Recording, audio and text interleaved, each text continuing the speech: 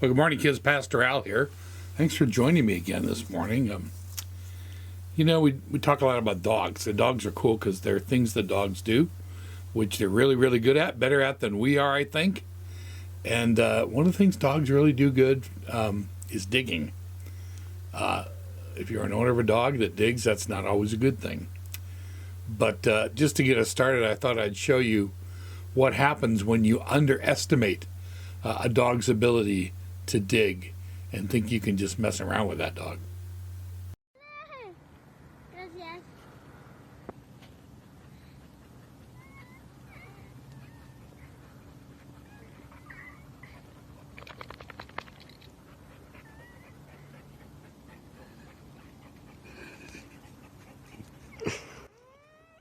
Move, Addy.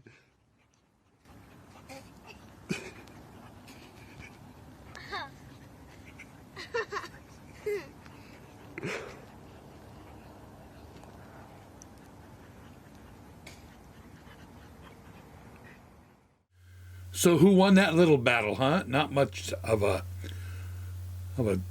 difficult choice, is it? Well, we had a dog of ours named Ella. We just lost her really just a few weeks ago. She was kind of a rescue dog. She came from a breeder that was kind of neglectful of her, and we don't think she always got a good meal to eat. And one of the first things we did when we got her is we went out camping. And one of the things that we did at the end of breakfast was to fry up an egg for each of our dogs and give them a very solidly fried egg. And you know what Ella did with her egg?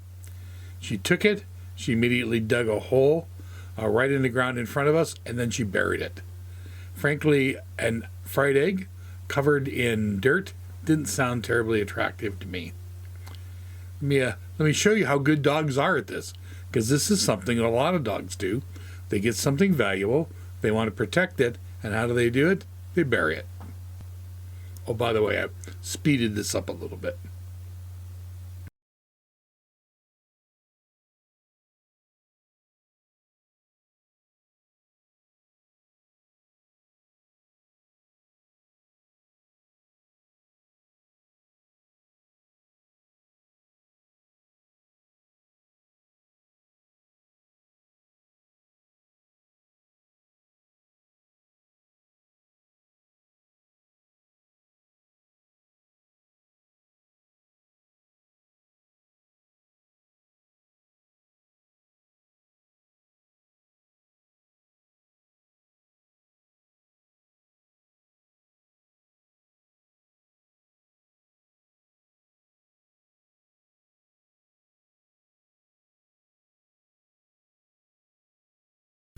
So this rescue dog, probably in the same position as Ella, gets a treat, and his first reaction is to bury it, hoping he'll come back later and get it. And frankly, about a half an hour later, that's exactly what Ella did. She went back, dug up that now covered in dirt fried egg, and ate it.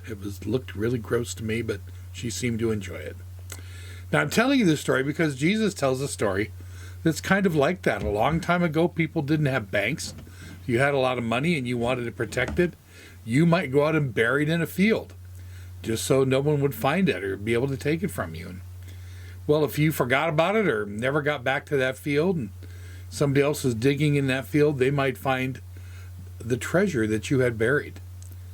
And they would be overjoyed. They'd be happy to discover something that was that valuable.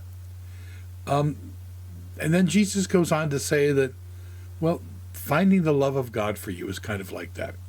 It's unexpected. It's this enormous treasure that you just discover. And in fact, you'd probably do just about anything you could to go and be able to dig it up and take it home. God's love for us is something we learn from the time we're little. And hopefully it's something we never forget. But for a lot of people, they don't know that God loves them. And when they find out that he does, it's like finding a great treasure. Sometimes when you know something for a long time and you're used to it, you kind of get used to it. We're used to sleeping in a comfy bed with a roof over our head. But I bet if all of a sudden you didn't have a house and had to sleep on the ground, you'd realize what a good deal that was. So I just want to encourage you to know that God loves you. but also not to take that for granted, not to forget how special and wonderful that is. Think of it as this great treasure that God has given you that is going to fill your life with joy. And if you remember that all of your life and have that affect who you are and what you do, then God's going to do some pretty cool things for you and with you and through you. Remember, finding the love of God is like finding a buried treasure. So take care, kids. Nice to see you. See you next week.